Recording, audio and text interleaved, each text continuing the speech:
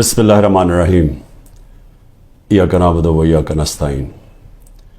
میرے پاکستانیوں، جب 70 کی دہائی میں جب میں کرکٹ کھیلتا تھا اور ہم یہاں پاکستانی سوچتے تھے کہ کون سا ملک ہے جو کہ مڈل ایسٹ کے اندر جدھر انسان جائے چھٹیوں کے لیے یا جس کی مثال دی جاتی تھی، تو آج آپ کو حیرت ہوگی سن کے کہ لوگ لبنان کی مثال دیتے تھے۔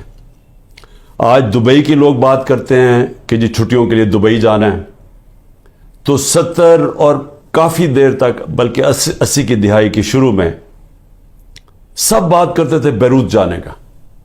سب سے خوشحال علاقہ تھا، سارے مڈل ایسٹ سے، دبئی سے، یو اے ای سے، سعودی عربیہ سے سب لوگ بیروت کا سوچتے تھے کہ وہ ایک ایسی جگہ تھی جدھر لوگ جاتے تھے، خوشحالی تھی وہاں، ان کی جو سٹینڈرڈ آف لیونگ، ان کا جو پر کیپٹا انکم تھا، اوسط آمدنی، وہ سب سارے علاقے سے بہتر تھی۔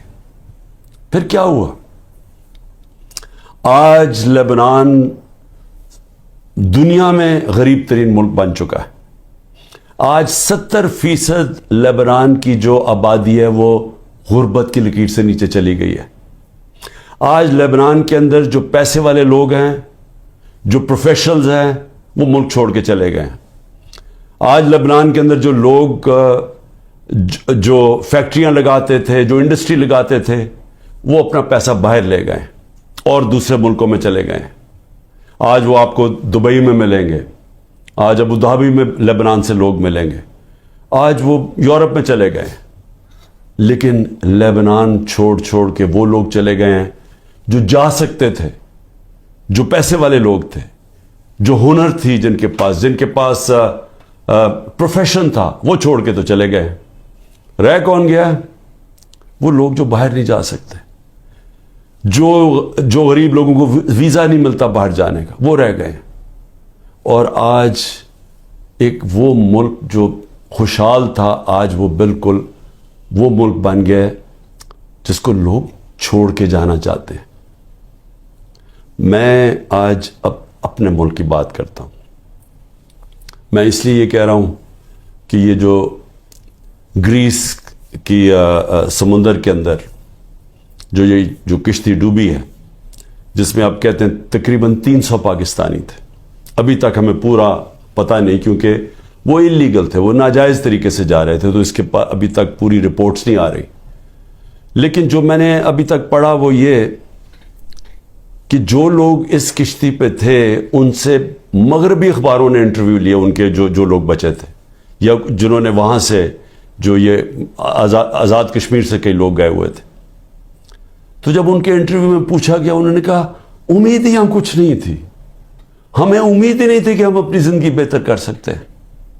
اس لیے وہ ساروں نے کیا کیا؟ پیسہ جمع کیا، قرضے لیے، پیسہ جمع کیا، قرضے لیے، پھر ناجائز طریقے سے ان کو یہ کوشش تھی کہ کہیں کسی طرح ہم یورپ میں چلے جائیں، ملک چھوڑ کے کسی طرح نکل جائے، یہاں امید ختم ہو گئی تھی۔ آج صرف جو یہ ہمارے غریب لوگ جن کے پاس اب بے روزگاری بڑھتی جا رہی ہے، آج صرف وہی نہیں، صرف چھوڑ کے جا رہے ہیں۔ ہمارے 10 لاکھ پروفیشنل ملک چھوڑ کے چلے گئے اور جا رہے ہیں۔ میں نے اپنے ہسپتال کی مثال اس لیے دی کیونکہ جو کینسر ہسپتال میں اسپیشلسٹ ہوتے ہیں، دنیا میں ڈیمانڈ ہوتی ہے، دنیا میں کہیں جائیں تو جتنے ہم ان کو تنخواہ دیتے ہیں 4-5 گنا زیادہ تنخواہ مل سکتی ہے وہاں۔ تو 10% ہمارے کنسلٹنٹ شوکت خانم سے چھوڑ کے چلے گئے یا جانے والے، کیونکہ امید چلی گئی ہے ان کو۔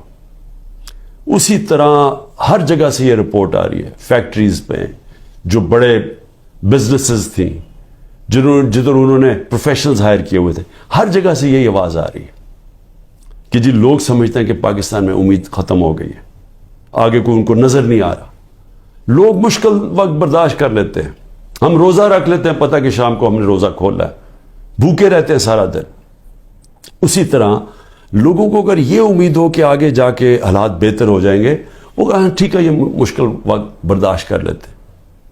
لیکن جو حالات اب جا رہے ہیں, لوگوں کی امید جا رہی ہے ملک سے.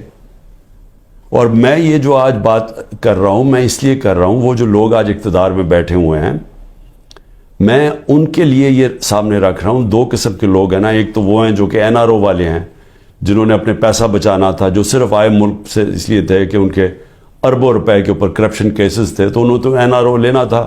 میرے سے بڑی کوشش کی, میرے پیچھے پڑے رہے, پروپیگنڈا کیمپین کرتے رہے, اپنے میڈیا ہاؤسز کے ذریعے میرے خلاف پوری کیمپین چلائی کہ ملک تباہ ہو گیا, مہنگائی بہت بڑھ گئی ہے. تو انہوں نے تو, ان کا مقصد کوئی ملک کی تو بہتری تھی نہیں, کہ ان کا تو پیسہ باہر پڑا, چوری کر کے ملک کا پیسہ باہر لے گئے ہیں.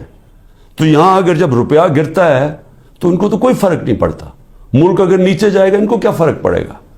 آج اگر یہاں لوگوں کی امید ختم ہوتی جا رہی ہے تو یہ ان کو تو کوئی فرق, ان کا پیسہ ہی پہلے باہر پڑا ہوا ہے. تو اس لیے ایک تو یہ ٹائپ ہے, لیکن دوسرے بھی ہیں, وہ ایسے لوگ ہیں جو آج اقتدار میں بیٹھے, جن کا جینا مرنا اس ملک میں. میں تو ان سے آج بات کر رہا ہوں. میں لیبنان کی اس لیے مثال دے رہا ہوں کہ ہم بڑی تیزی سے اس طرف جا رہے ہیں. ہم اس وقت اتنی تیزی سے وہاں جا رہے ہیں کیونکہ ملک کے اندر جو دولت بڑھتی ہے, جس کو ویلتھ کریشن کہتے ہیں, دولت میں جو اضافہ ہوتا ہے, وہ تو سکڑ کے 6% سے جا کے نیچے چلا گیا ہے 0.2%, کئی کہتے ہیں اسے بھی نیچے چلا گیا.